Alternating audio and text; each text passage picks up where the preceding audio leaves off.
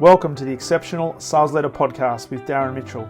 If you're a sales leader looking to take your leadership to a whole new level, then this is the podcast for you.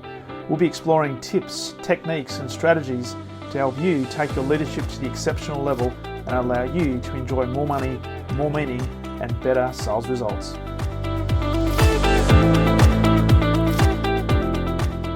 Welcome back to the Exceptional Sales Leader Podcast. And I must say, this is going to be a very interesting conversation because today I'm going to be talking with a man who is coming in from Italy, and he's trained with the British Army. He's competed and completed over 30 marathons, multiple ultra marathons, Ironman, competed in Muay Thai.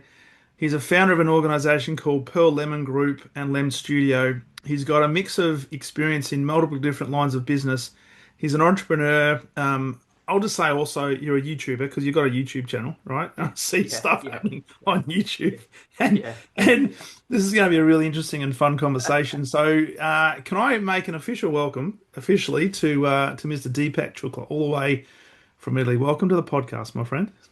Darren, excited to be here. Thank you for the intro. Always embarrassing to hear anything like that, but I suppose it is accurate, and just looking forward to having a chat about sales leadership and anything that follows. Well, as a precursor for people listening to this, because it's a bit of a maybe it's a bit of an encouragement for people to listen to the full episode, presupposing that everyone does listen to the full episode. But the reason I'm looking forward to this is.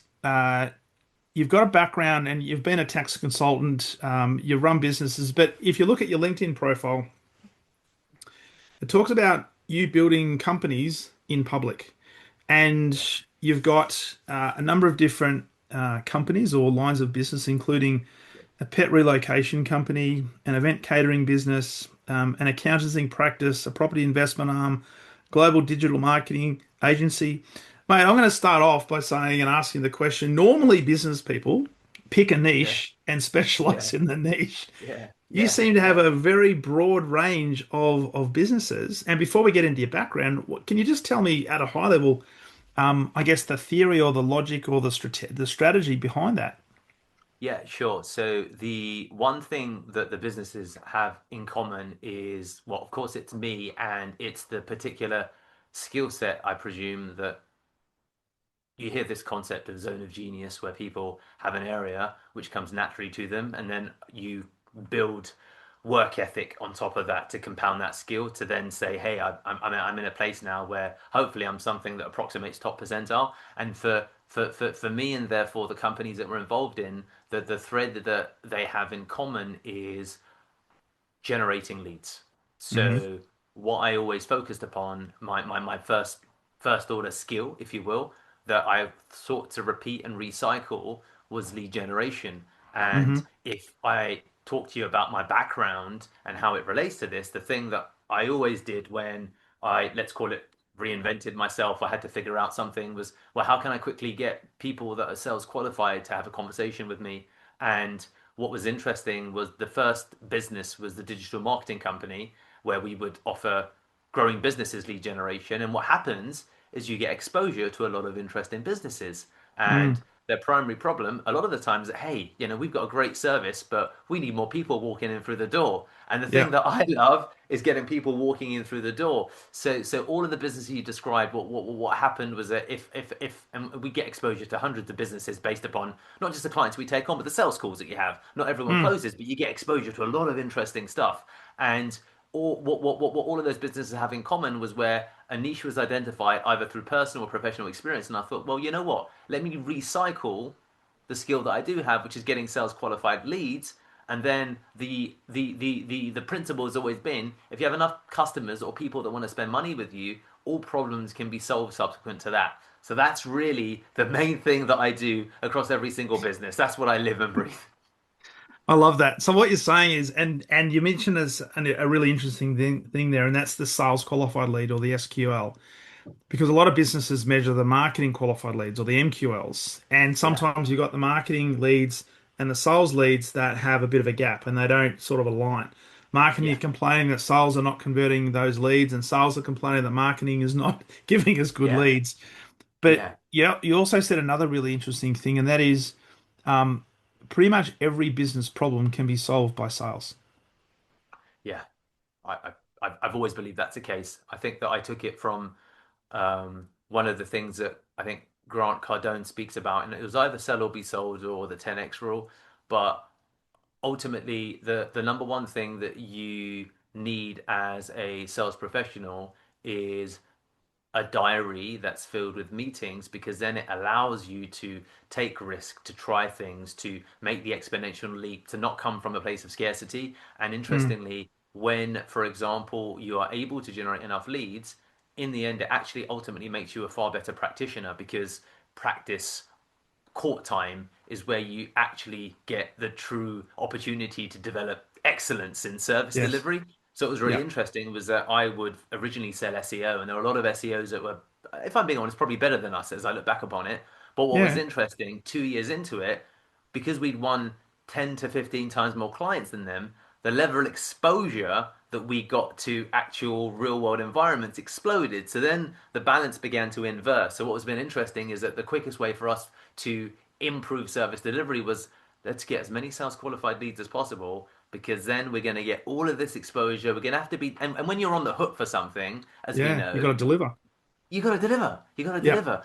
So, yeah, absolutely. I think that that's for me always been the tenet, which is how can I get enough people that want to buy this service, and then that impacts how you market, what you market. Do we care about MQLs? Are we trying to build an education business? No, we're not. We're trying to build a sales vehicle. Great. Mm, All we care about is SQLs. Everything else is a vanity metric, and that was a journey where it meant that I halved my traffic but doubled my leads, because I began to get all of these metrics because I was following other people in my community. But then I thought, but your traffic level does not relate to your bank level, so I'm doing the wrong thing here, yes. and everything that followed. So it's always been that principle.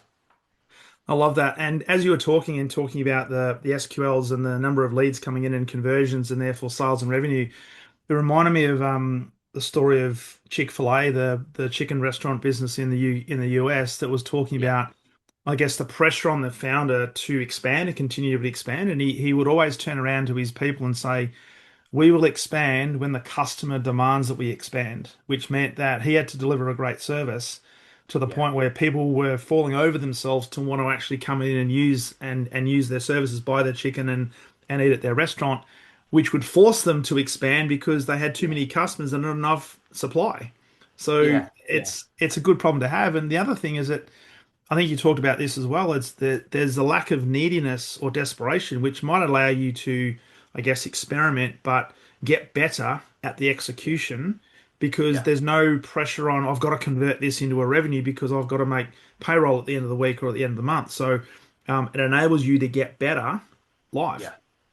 yeah. Yeah. No, absolutely. And I think that one of the great observations of that is the way that, for example, the sales teams have been able to make kind of leaps in, I don't know, whether it's a, average order value or lifetime deal, is by trying things, but having the room to try things, to say, you know what, let me try and pitch this using this framework, or let me try this takeaway close, or let me try this follow up, or let me try whatever it might be, what variation of that. And it's that whole thing, like, not just abundance mindset in theory or in practice, but abundance of opportunity, I think. And that then allows you to make those exponential leaps that they talk about, where, right, to make that one tweak, you have to try 99 other tweaks to Yeah. figure out the one that actually works and sticks. And that's always the crux of it. So that's where the whole 10,000 hours comes from, because, like, I need Mm, to spend 99% of that doing the wrong thing in order to discover what the one thing is. yeah. And I think that, that's the common thread with pet relocation, with event catering, because they're definitely, of course, totally different businesses. But the thing that I'm always focused on my day to day, 80% of my time, is how do I increase SQLs? How do I increase SQLs? And then cash flow can be used to solve all other subsequent problems downstream. And I love that because the other thing that I'm really curious about is you talk about a lot of the business expansion that you've created across these lines of business. You've done it with no venture capital, you've done it with small ad spends or not much of a big ad spend, and a revenue engine that will fund and then launch the vertical businesses. Yeah. One of the questions I wanted to ask you before we talk a little bit about the philosophy and the lessons over Yeah. your journey is how does a man who is working in Deloitte as a tax consultant end Yeah. up end up as an expert in generating SQLs and now looking after and being involved in model different businesses? How does that work? Yeah. Yeah, no, good question. Look, Deloitte was really the aberration more than anything else. I think that Deloitte was really just a function of me going to careers fairs when I was a student because I didn't get basically I didn't get intentional about what I wanted from my career until I was about 25 years old. So depending Hmm. upon who you ask, that's and then I didn't get intentional about building something meaningful until I was about 33. I'm 39 now, Hmm. and from let's say 15 to 22 when I was in the academic system, so school and then college and then university, and I wasn't driven by anything that was related to career. I was led by just what other people suggested I do. So when I was 16 to 18 at school, I said, what do you think I should do? And they're like, oh, you're pretty good at English literature, so just go and do that. And I said, okay, cool, I'll go and do that. So I did that, and then I had a bunch of mates that I roomed with, and they were doing like engineering and computer science and economics, and they were all like career this. And now I came along to one of their careers fairs because they were like, oh, all of my friends, my colleagues in class, they were going to go and do artsy stuff. And I went to Yeah. Warwick, and it's like, right, I want to become a writer. I want to do plays. I want to go into academia. So then my mates that I room with, they're like, oh, yeah, we want to go and do like investment banking. Or my friend that studied economics, he's like, "What do you study?" And I was like, "What's that?" And he's like, "What do you mean, what's that?" I was like, I don't know." I was like, I was like, my mum's works at a supermarket. My dad's a lorry driver. He dropped out of school when he was 14. I don't. He didn't teach me what economics is, and I've never looked it up. So then I went to this careers fair, and they do like profiling, basically Yeah. personality Yeah. profiling.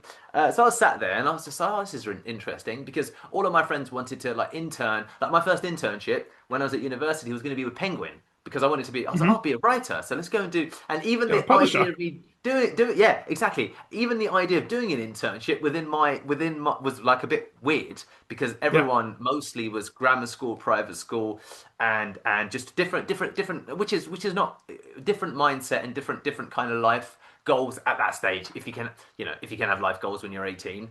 Mm. So then I was told, oh, based on your personality profile, Deepak, you should do something related to investment banking. And I was like, oh, so what's that? Then I went to this world of applications. And then I failed the first several because I didn't understand the game. I was like, what's the Yes. game? So then it was like, okay, there's different rules here. So then I understood the rules of the game. And then I started getting to final interviews. And then I went to Deloitte. And then, yeah, and again, I turned up at Deloitte, again thinking, oh, what's this going to be like? And then I just remember looking into the eyes of a partner who was doing maybe whatever he was doing, but it was that conversation where I looked into his eyes and I was like, my best outcome is you in 10 years. And I looked at him and I thought, this is not what I want. I don't know what I want, but I know that I don't want that. So then I sacked it off and I quit. And I wanted to be a musician. I wanted to be a rapper at that point. I was like, I want to do music because I've been doing music like with a couple of my mates when I was younger. I Yeah. remember telling the partner at Deloitte, Matthew Ellis, I was like, oh, I want to leave to become a rapper. And he just looked at me. And this guy, I remember, he was the highest earning tax consultant across the big four at that point. So he did maybe, I don't know, 800K salary, but 1.5 mil like Yeah. earnings because they're public companies that are disclosed. People talk about it in the office. I didn't fact check anything, but that was what I was told. And then what happened, to be honest with you, was what I've always been good at is reading. That was why I did English literature. That was why I then understood how to pass the call the psychometric testing and all of the banking stuff, let's call it, or Yeah. consulting stuff. I was like, I just read. I'm really good at reading because I'm just going to read because I was a nervous kid when I was little and I just read loads of books. The guys were out playing football and I was like, I'm just going to sit and I'm going to read all day. So that's what I was doing. Little did I know how well it would stand. So we finish. I drop out of Deloitte, and my parents are like working class Indians. They're like, well, you got to pay, Deepak, you got to pay rent. You dropped Deloitte. What are you doing? Like my dad was not happy. As like, oh my God, son. And this was 2008, 2009 when it was the collapse of the subprime market and the Yeah. housing market collapse. All of my mates were getting fired from banks. I had got the last role in the London office at Deloitte, and I was the only art student, I think, in my class of whatever that went to go and get it. And then I sacked it off, right? So then my parents were like, "Oh my God, what are you doing? Do all this stuff." And they were like, "What are you doing?" I was like, "I'm gonna become a rapper." And they were like, "What? WTF? What are you saying?" Like, number one, this is 2009. Number one, you're like Indian and you want to be a rapper. Dude, and I was like, I'm ahead of my time. I'm ahead of my time. So then I was like, right, I've got to make money from this. And that really started the business adventure because like, how am I going to make money? And Darren, I was like, right, well, let me just read about how this works. Let me just read. And that became this journey of where I then understood that business or the sport of business, as Mark Cuban calls it, was a Mm. game that I really enjoyed playing in. And since then, that's where really the journey accelerated, where reading or learning has been my mechanism to, increase skill acquisition. Same thing when I was like, right, I remember once trying to sell and I had an Indian team in India. I had an Indian Yeah. team doing the SEO, and I remember my wife's Daniela. She's Italian, and much to a decent degree like the cliches in terms of like energy and fire. And I remember at that time I was trying to do sales we had like a kitchen living room that's the same thing.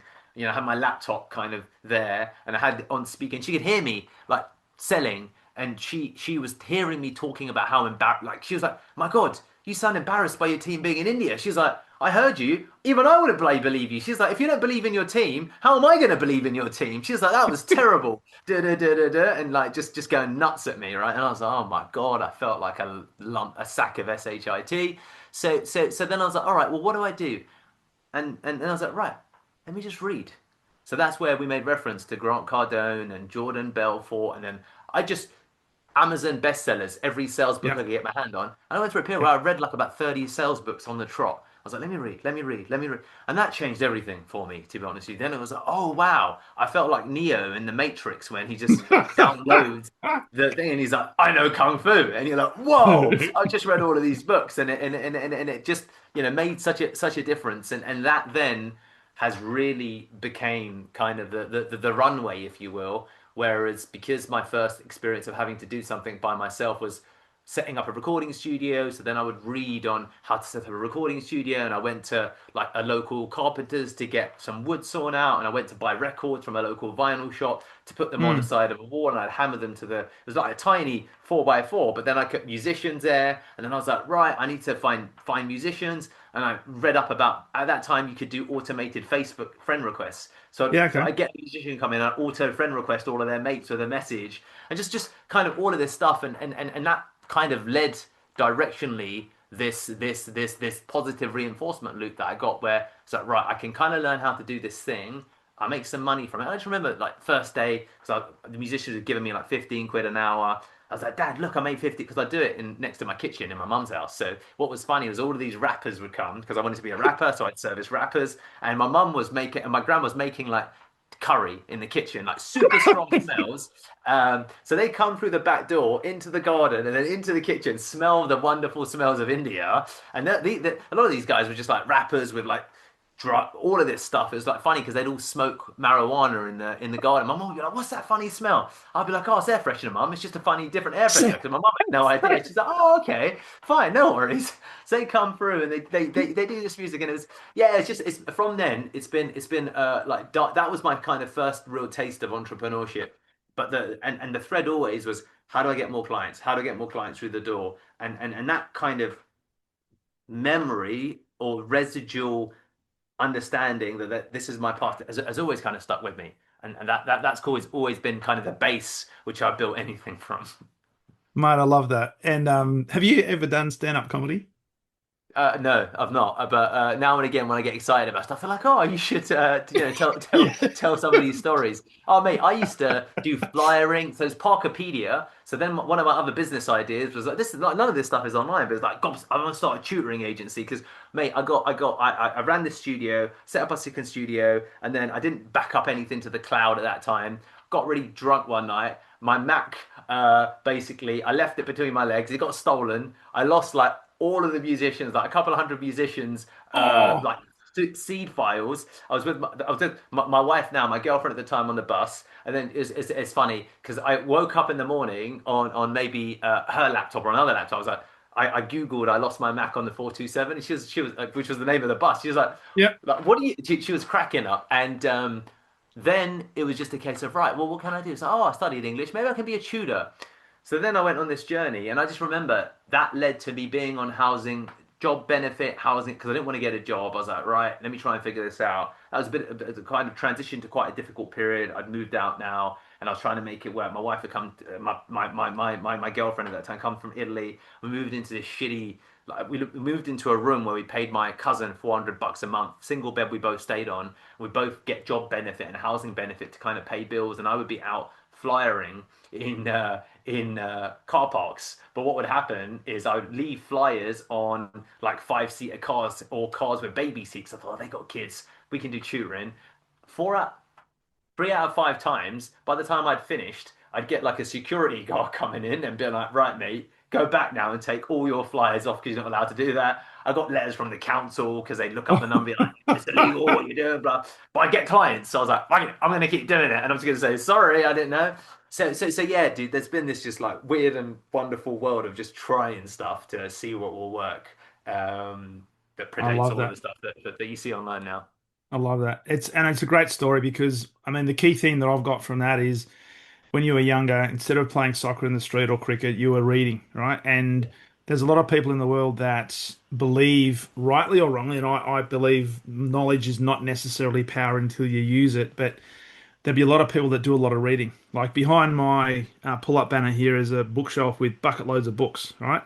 And I can Yeah. categorically, apart from the big piles on my desk here, I've read all of them. Wow. And there are people who read books or read to get knowledge, but they miss one very important thing. They don't necessarily apply the knowledge.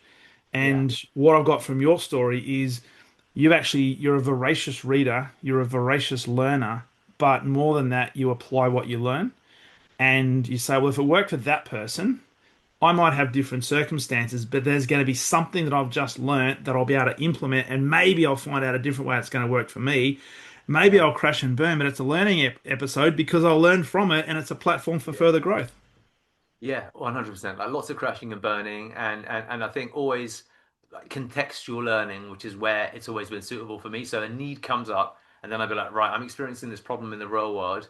Let me read about it, and let me go and test what I read, and run it like a continuous feedback loop. Hmm. And I think it comes from, and what kind of predates the reading is that what I think, and that's part where I think a lot of this comes from, like the psychology of success, that you have to have a healthy appetite for risk.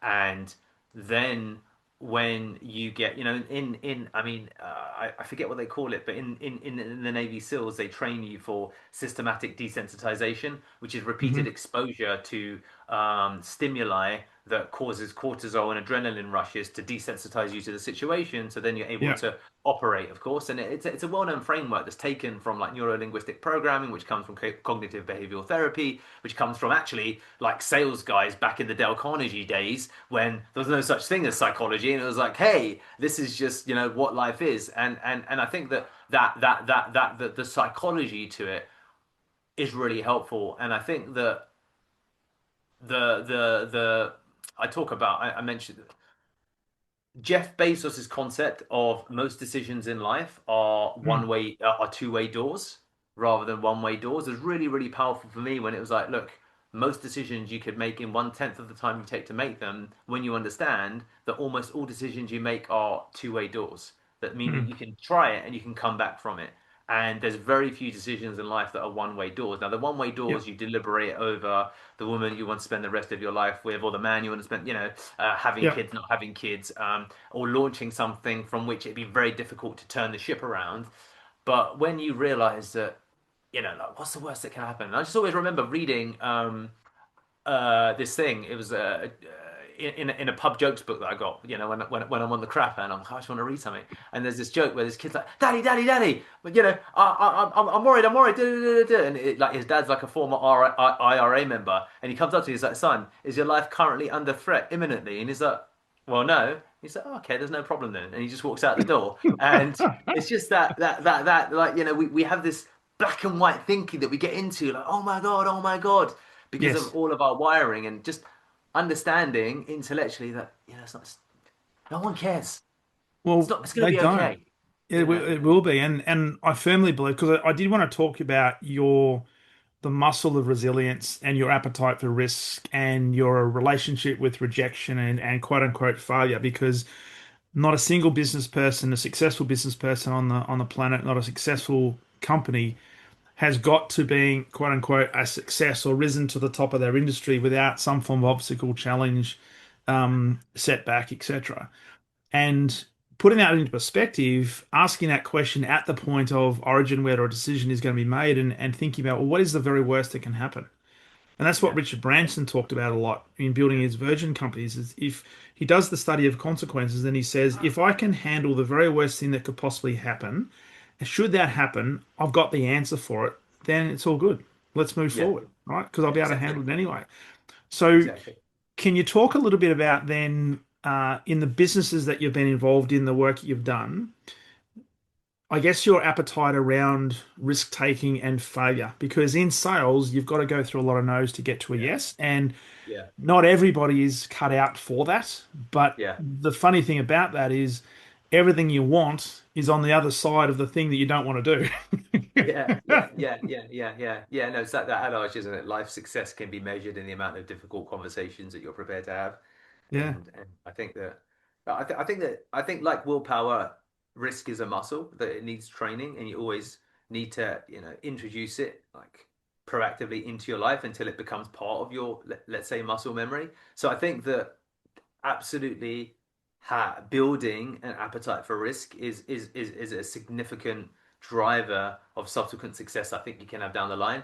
And to be honest with you, for me, it came young, unintentionally, and then when I was aware it was something that I needed to programmatically build into my life, then I needed to seek it out intentionally. So it moved from unintention to intention. I think that it's Mm. quite common for people that are of like the diaspora, so that's like ethnic migrants that move abroad and relocate, and the running thread with that in combination with anyone who's like typically working class or lower socioeconomic background, it's a well-known note that most ultra success, like most billionaires are self-made, like 85% of them have come from difficult circumstances, because of course that breeds a ultimately exposure to adversity. And there's that whole Yeah. point of probably what it doesn't tell you is that the other half probably become drug addicts and all of this stuff, right? Because that's clearly the subtext. You're like, well, yeah, but what about all of the effed up people? So Mm. if I was the naysayer, but you got to of course take a positive from any literature or insight that you come across. And I think the wisdom for me that I give to people is like you have to proactively engineer risk into your life, and that's a muscle, and it does carry over because I don't think things happen in isolation. I think the way that you do one thing tends to be the way that you do everything. So if there's areas where you feel you have a bit more of an expansion mindset, you need to pull from that. So you might be meek in sales, but a Mm. champion when it comes to your culinary, ultimately palate and how much you can cook. And it's like, wow, in this space, you're an absolute champ. You've got 57 dishes that you can cook. You're happy to have dinner parties with 20 people around the table, four different courses. And then there's this place where, and it's kind of almost to begin with, realizing that there's going to be spaces in your life that you're unaware of that you're excellent at. And that for some people might be even like gaming. It's like, wow, you were Mm. able to get to this level in World of Warcraft. It's a complex game, RPG, or whatever it might be. Like, how can you take from that and put it into other areas where you're not? And for me, practically that's been physical adversity, of course, because there's boxes. There's physical adversity, there's like emotional adversity, there's maybe spiritual adversity if you think about creator, and typically when Mm. people have that around either near death experiences or some form of loss, so stuff like that. And I think that one of the key, again, let's go back to the Morpheus and Neo in the Matrix, a movie that I love. But there's that moment where like Neo is going through his, let's call it, coming of age, where he's going to, become the man he was always meant to be. And this is quite Yeah. a well-known trope that you see in Hollywood and people's own lives. Like, you need to step into your own shoes, son, because you've got all of this Mm. potential in the world. All you need to do is to be able to, harness that. And Morpheus basically looks across at Neo and says, Neo, there's a difference between knowing the path and walking the path. Yeah. And for me, this is the biggest thing that most issues that I see, my observation of life has come down to aren't intellectual. They're emotional. Like none of this stuff is intellectually incredibly difficult to grasp. It's all about the emotional framework that sits underneath it. So the biggest driver for any upward success I had was going to see a therapist for several years because that really going through that period of figuring out kind of my emotions, my demons, and issues that relate to anxiety, self-esteem, which then translate into analysis paralysis or overthinking or going out Yeah. cockeyed and taking unnecessary risks because actually Yeah. most entrepreneurs don't take stupid risk. They always Yes. protect their downside, and there's Yes. always like a two-way door. And Yeah. it's people that get the because people conflate risk with gambling. It's like you don't gamble, you risk, but you risk with Mm. a two-way door. People that Yeah. don't have a parachute, like a mate of mine who's like, I was trying to get into this forex trading thing, and I was like, oh mate, I ended up losing, I think maybe about 400K in trading, right? When I was but I lost it all. Did not change. And I remember being with my wife one day. I was like, "Oh, I just lost." And their nephews had flown in. So, what's that look on your face for? We had to Kew Gardens. And I was like, "Oh, I just lost like 45 grand." And I was like, "But I can't." But it made no change to our work life. It made no change to our life that we experience. Yes. Whereas my mate put in 17 grand. It turned out he'd taken money from a loan that he took the money from a loan that he had for the business he was meant to be working on. And I was like, dude, this is gambling. This is Nuts. not That's what I was nuts. doing. Yeah. So I'll stop there because I get quite passionate about it. I do believe that most problems are emotional and not intellectual for most people in most places, to be honest with you. And so when and I love that. And when you're talking then about sales, because everybody's in sales, and we were talking about this before we press record, that whether you've got a sales quota or not, everybody's in sales because Yeah, you've got to sell yourself, you've got to sell an idea, you've got to influence people internally, also externally. In the work that you do and the career that you've built and the businesses you've built, and we look at the concept of sales, you've just said the emotional element, the psychology behind it, but also the action and the risk tolerance. yeah, Why do you think a lot of companies struggle with sales, and why do you think a lot of salespeople struggle with sales? Is it because of the internal dialogue and maybe they pay too much attention to what their negative self-talk is telling them, and they don't have a healthy appetite to risk taking yeah, chances and having a definition of what failure or rejection actually means? Because yeah, it's a stepping stone to making progress. That's my belief. It's not yeah, a yeah, one-way door, if you like. What's exactly. your take on that? I think that a lot of salespeople have problems with understanding the concept of delayed gratification. Hmm. So I think that people are very short term in terms of their like effort to reward ratios, and there's too much of a parallel that they expect in terms of right, I've immediately put a 1 week's worth of training in. Why am I not achieving outstanding success? So I think that a lot of people suffer with delayed gratification when it comes to understanding that there's the reps that you put in, the hard yards that you put in, and you can get all of the success when you're 90% of the way there.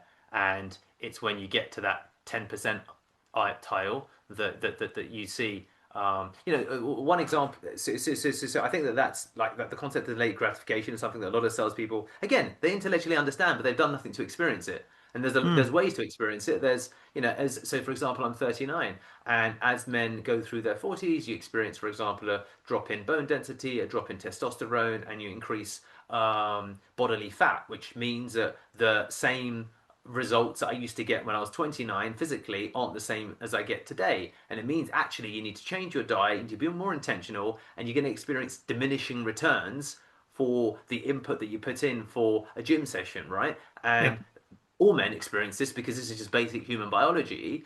Yeah. And how is it that you manage it? And what do you do with that? And what happens again is that you need to like you'll find, and this is why you take people from the military or you take people from any environment where they've experienced the concept of delayed gratification, you'll find that translates incredibly well to becoming exceptional in sales because Mm. it's right. I put the work in today for a result that I'll get at some point tomorrow. It might not be tomorrow, it Yeah. might be the day after, but I experienced that when I went through basic training, or I experienced that when I insert your example of adversity. So that's what I think happens on the sales floor. Then equally, I do think a lot of um, founders also on the emotional side, I think often, for example, lack empathy and understanding of the people in the positions that they're in. So what I mean by that is one of the things. So to practically, because it feels a bit abstract,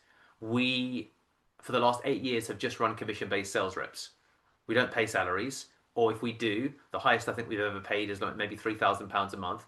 But everyone Hmm. works on commission. Now, why? Why would someone do that? And then if you put yourself into someone's seat, you have to engineer an environment where it's still possible for them to have I think the best we've done is maybe an £11,000 month, but that's quite good depending upon the person. And the best maybe a Mm. person's done is about 95,000 pound year. So what a salesperson would do if they're prepared to do that is that if you introduce me to sales qualified inquiries on a consistent basis and build me as infrastructure where you provide case studies, testimonials, a brand, evidence of delivery, and regular leads in my diary, then I'm very open to it. So what Mm. happens is I think a lot of founders don't take their time to understand like a salesperson's persona and how do you create an environment that will be designed for success.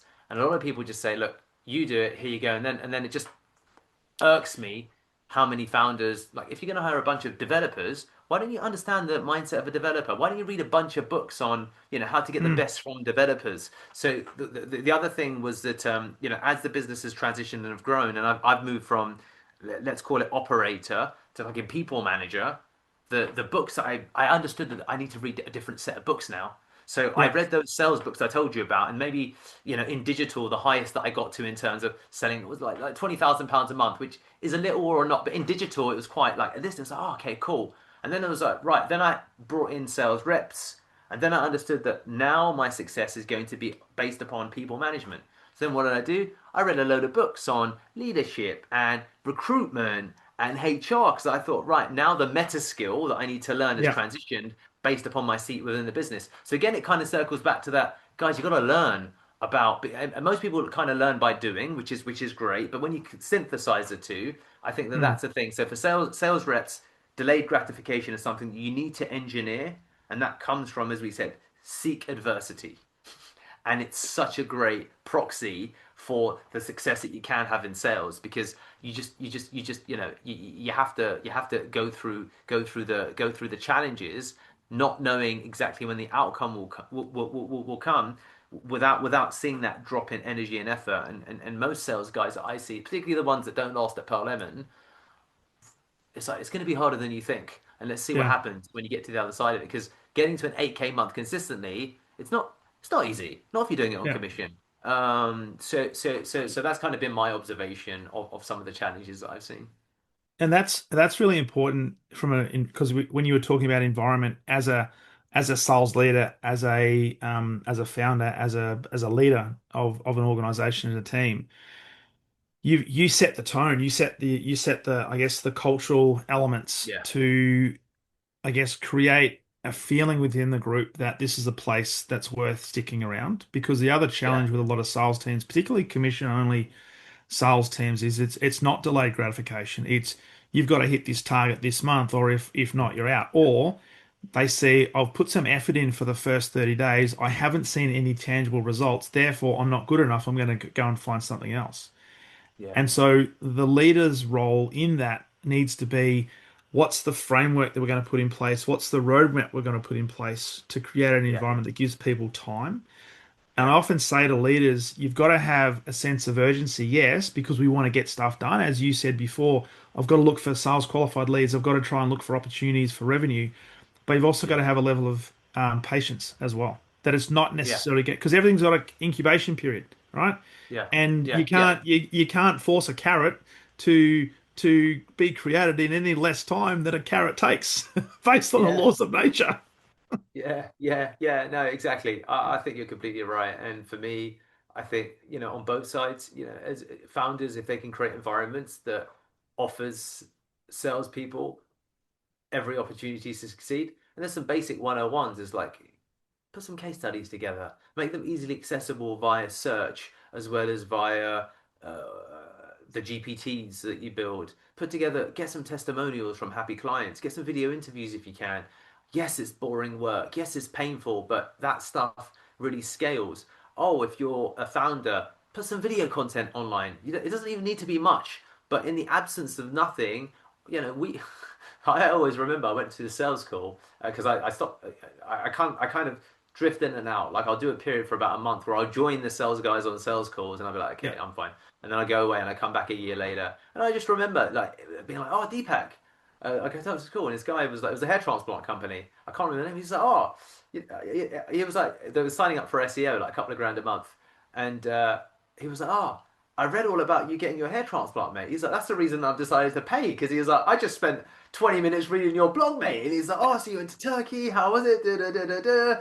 And it's that whole point about, I've got zero. I've got a very, very minimal following, but I've made some effort to put content out there because for the people that are interested in your journey, we all are famous within a very small circle of people because there's five people, and that might be wife, husband, colleague, employee that follows your every move, and one of the I think often gets missed is when you're building, let's call it a sales machine, because this is what I used to do when I did the same thing since I was running my recording studio. I would always make at least 10 videos, always like who I am, my experience, try and build in the personality. Because I was like, I'm going to be famous for those people that come into my funnel and they're making a buying decision and they're going to look at my SHIT and they're going to, yeah. that, I get onto calls and I go, any call there's an Indian, the guys bring me on because I just see it. I turn up and they're like, oh, hey. And I'm like, yes,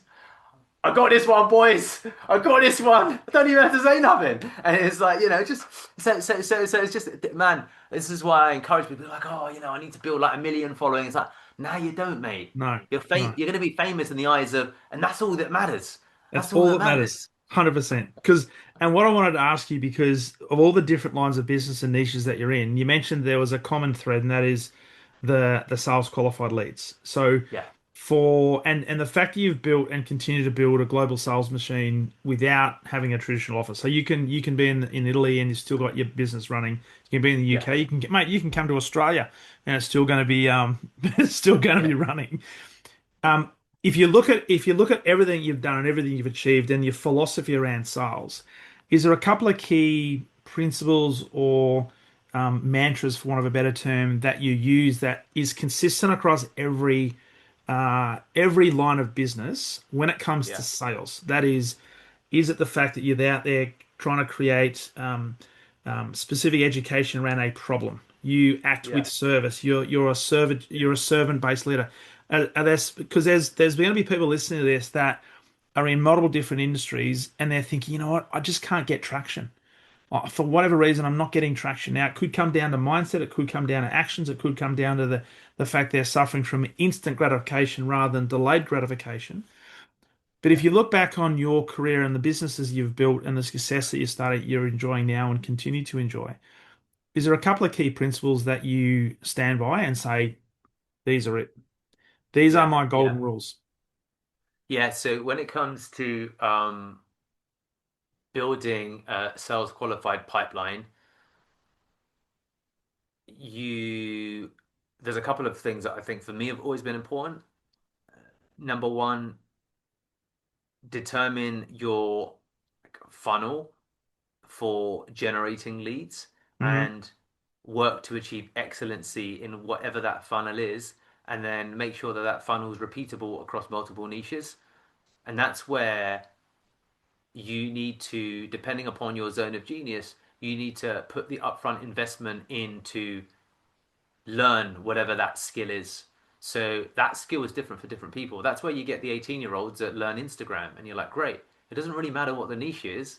I am a boss on Instagram, and I can build accounts to 30,000 followers in 4 months from scratch. And from that will come the MQLs and the SQLs. Mm. Amazing.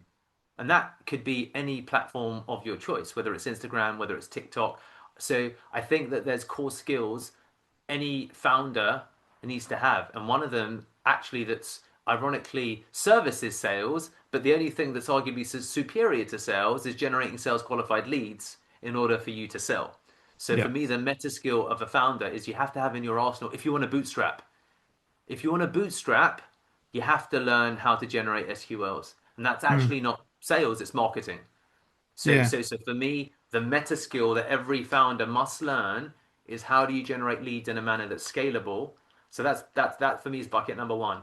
Now, bucket number two is that when you want to transition to having more than one business, you need to detach your personal brand from your ability to generate leads because your personal brand becomes an anchor. So I always Mm. remember there was this accountancy practice that we took on, Irish company. This was back earlier on in my journey.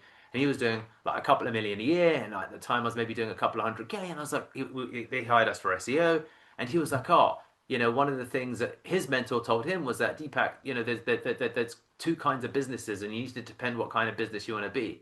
Like he was like, think about Harvard Business School. He was like, no one knows if there even was a Harvard or a Harry or a George. So he says that the company brand has to be the mechanism that drives the inquiries because as soon as you attach it to your personal brand, you build dependency upon your brand. And upfront, Mm. that's wonderful, but long term, that's a trap. So Yeah. upfront for me, prior to that conversation, I used to generate the majority of my leads through, for example, Upwork. I had different mechanisms, but the one that was getting the 80/20 that I chose to invest in was like, right, I was getting leads from Gumtree, which is a classified ad site. Then I was getting some from Craigslist, and I was doing some cold email, and I was doing some cold calls. But the upside, like the asymmetric value, came from Upwork. And what was really interesting was when I heard what he heard, I thought, that's why I feel trapped because I'm on these Ah. sales calls. People expect me to be on these sales calls. People expect me to be involved in client servicing. So I went for a massive, I need to detach myself from the brands. Yeah. I Yeah. can, which is why if anyone went to my LinkedIn now, I've removed all of Pearl Lemon from my actual LinkedIn profile. Soon it's gonna, I'm going through, I continue to go through a detachment of me from the Pearl Lemon group because if I want to build a company with continuity, I don't want it to rely upon me. And that took time. So also it depends directionally. So when you learn the meta skill, which is number one, then you need to detach your meta skill from your brand. And then it's the other stuff that we've discussed, which is case studies, reviews, testimonials, a bit of personal brand still helps because it amplifies Mm. stuff. And that's been always the process. And the mechanism that we use is SEO, right? Because there's Mm. been other mechanisms. Really, the mechanism that we now use is SEO because we can afford to offset the ultimately return because we've got cash flow to allow time needed to build the other businesses. So 80% of the stuff that I do fails. For all of the six businesses that I've got about another 57 that just fail because the websites don't generate inquiries. But that's how I kind of place my bets. Pets work really well. We get two inquiries a day that are sales qualified. So when I talk about inquiries, that's the other thing. MQLs for me are absolute nonsense. I Yeah. don't care about MQLs. All that matters is SQLs. We build everything we want bottom of funnel inquiries, people that are ready to buy now, and we want to optimize for that. So, I mean, from a building an org perspective, these are kind of my principles because everything else I think can come after that, like operations, delivery, processes. I'm like, yeah, but if someone sends me 25 grand, Rich, you can bet sure as shit that I'm going to find a provider who's excellent at what they do. And that's how we built our whole event catering business. It's entirely Mm. subcontracted. We did Adidas, the London Marathon, we do Sheraton, we do TikTok, we done Reddit, we do all events across Europe. Naturally, we don't have full-time employees in like Stockholm or in Barcelona or in Milan. We just find a local subcontractor who doesn't know how to sell, but is excellent at the service delivery. We put them in our uniform, we prime them, and we send them off, and that's the model. And we repeat that model. Same how we do That works. accountancy. Yeah, Yeah. yeah, yeah, yeah. So just that's kind of the principle that we repeat. I love that. I love that. Um, so when you look at big businesses then, and let's just take as an example, Bezos and Amazon. Yeah, I mean, those two, you think of Jeff Bezos, you think of Amazon, right? Now, yeah, obviously, there's going to be some unicorns like that happen, but what you're talking about is if you can detach your personal brand from your business, yeah. are you saying that it gives you a lot more flexibility to now broaden and add more value in multiple different businesses without you having to be the front man of that particular business? So they're not Oh, doing correct. business with the pet relocation because Deepak's running it. They're doing it because that service is phenomenal. You just happen to be the engine behind it.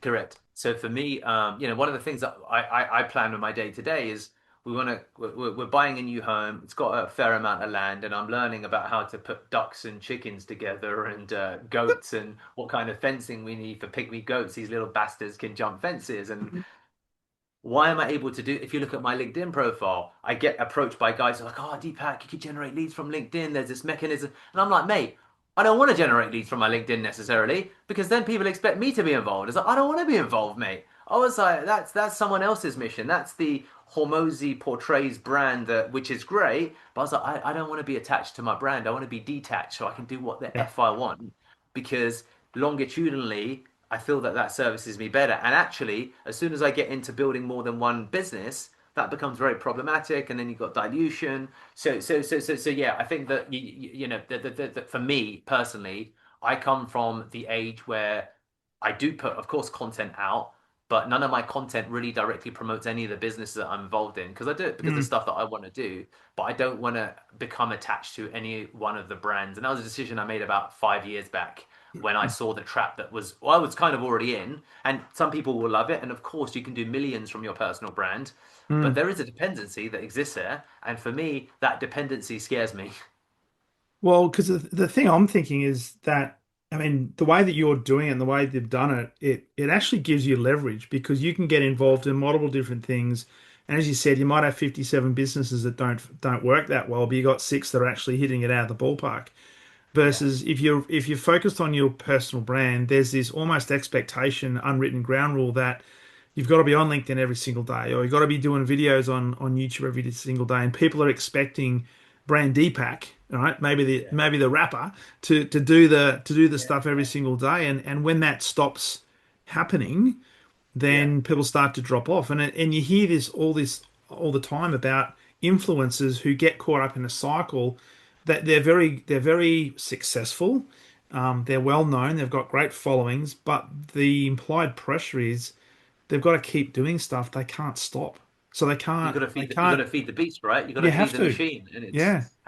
yeah, exactly. So for me, that was why the mechanism that I was intentional about not focusing upon was my personal brand because I was like, but I don't really want to be a public person. I want to focus on my kids and my family, and I want to go and just do stuff with my wife and figure out how to raise these ducks and like just I want to do what I want. Basically, the point is, and I don't want to feel beholden to a machine that I have to feed because of course there's the dopamine and there's you want to do it and it's Yeah. addictive and the Yeah. likes and the comments and the feedback. But so I think that they're some of the tenets that are important for me. I think that's kind of of course, that goes against what you see a lot of people doing in public, because it's like, but as soon as that guy said to me, he's like, Deepak, you know, Harvard Business School. They've been around 300 years. They're going to be around another 300 years.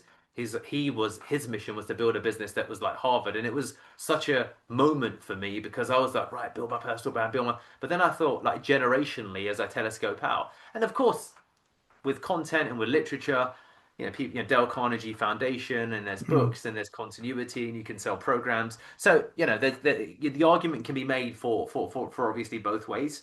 For me, I think that that does mean when you build your organization, you need to really think about how you're going to position things, and what you build into it explicitly, and then what you build implicitly to it. So and often you can use personal brand to really build cash flow because then you use the cash flow to organize the transition because there was a gap when I stopped selling, when I stopped being involved. Obviously, there's a dilution of all yeah. of the things that are associated with it, and you need to have a war chest to really suffer through the transition because it will be a change.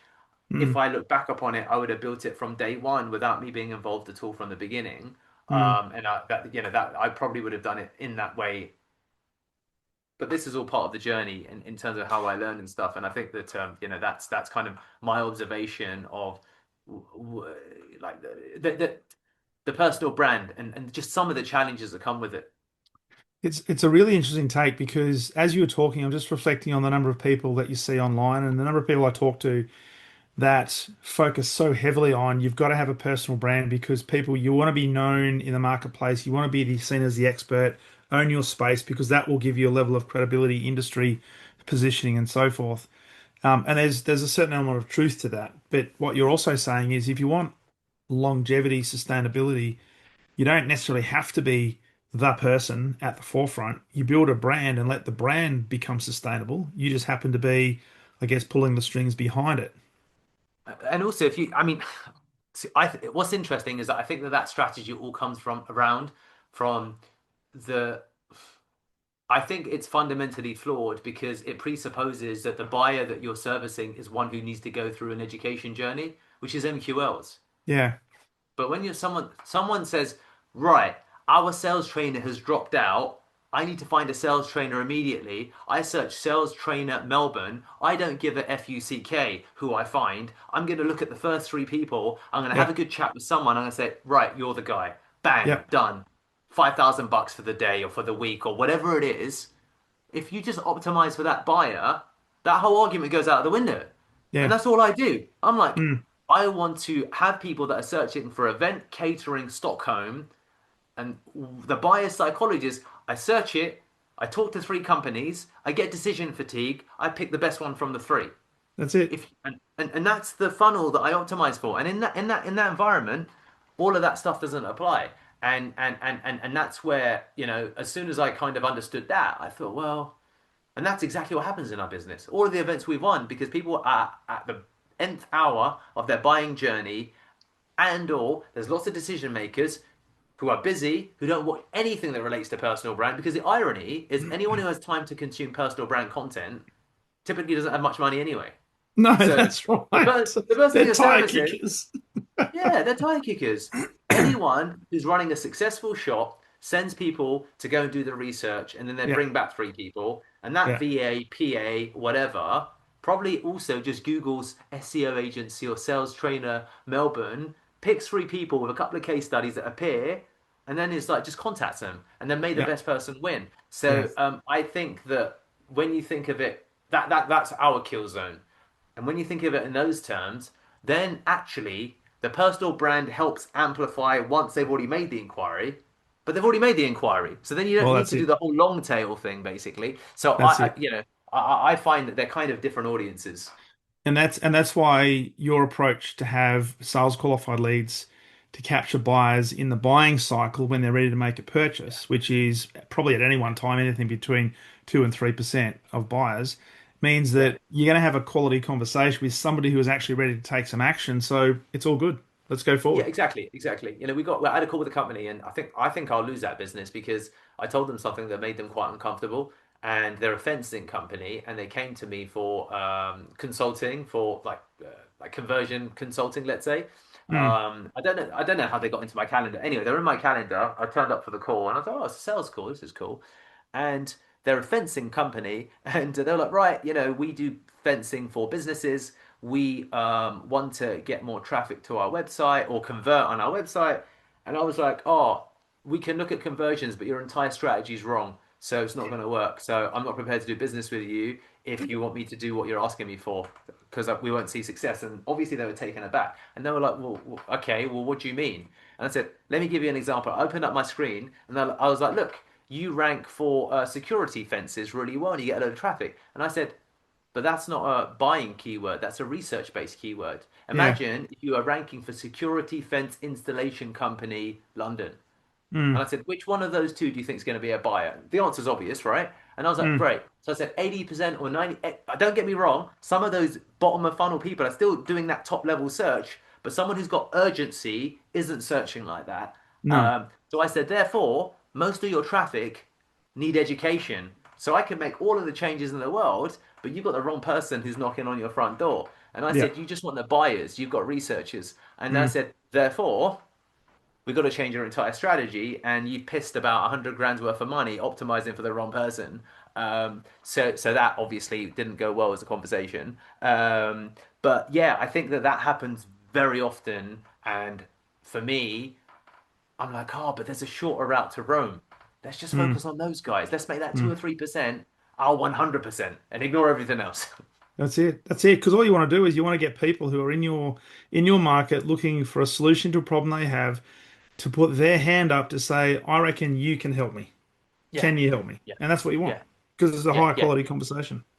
yeah, Mate, yeah, exactly. absolutely love it. I could talk to you for hours, but unfortunately we're out of time. It's been almost an hour, so I'm also conscious of your time. In you've got duck research and goat research and Yeah, chicken I research do. to do. I do. I do. Yeah. I didn't tell you. I live on acreage where I am in Melbourne, and we've got 5 chickens. So we've got I think we're up to the fourth or fifth generation. So yeah, it's Oh wow. they've been going well. They've been going Oh, well. I know who to hit up for advice. Then. Great. Absolutely, absolutely. So, mate, it's been an absolute pleasure having you on the podcast. For people who have listened to this, and I'd love to know more about you personally, connect with you, but Sure. also more about what you're doing at Pearl Lemon Group. Where's the best place for them to go, my friend? Yeah, sure. So, look, if you want to follow some of the stuff that I do, I write inconsistently at deepakshukla.com. So you can just go to my website or I Did you suppose my say YouTube channel. inconsistently? Oh yeah, if you want to read my inconsistent writing, I write when I can be bothered. There might be months or years where I go without writing nothing, and then I'll get excited and I'll write some stuff. And my YouTube is in my YouTube. But then obviously for Pearl Lemon, you could just, I mean, go to pearllemon.com, but that's like our digital marketing and not, pet relocation or otherwise. But yeah, I suppose they'd be the two places, but Deepak Shukla and then Pearl Lemon. Deepakshukla.com and then pearllemon.com. Awesome. And if I put your LinkedIn handle up there as well, because you've got a nice photo up there, and you do mention, are you going to change it? Because you've still got Pearl Lemon Ventures on there. Yeah, yeah, that's about to get wiped because Oh, really? people are still finding me and being complimentary about Pearl Lemon. And that's a problem. I've got to wipe my existence so people don't realize that I'm connected to Pearl Lemon. So maybe you need to bring back the rapper identity, my friend. I do. That might have the reverse effect. They're like, I know that you're part of Pearl Lemon and we're not going to be hiring you. We found your old rap video. It was shite. Like your shop. Goodbye. But yeah, I'll be like, oh, wonderful.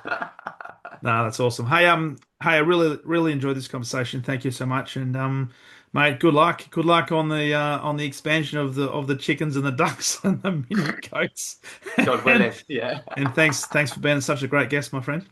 No, appreciate you, Darren. Thank you so much. Cheers, buddy. Bye. Awesome. Cheers, mate.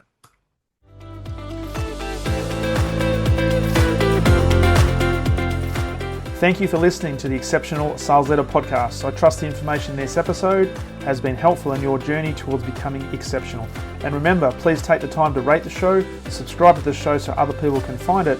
But also, if I can help you, jump on my calendar, go to leadwithdarren.com and let's have a conversation about how I can help you along your journey to being exceptional.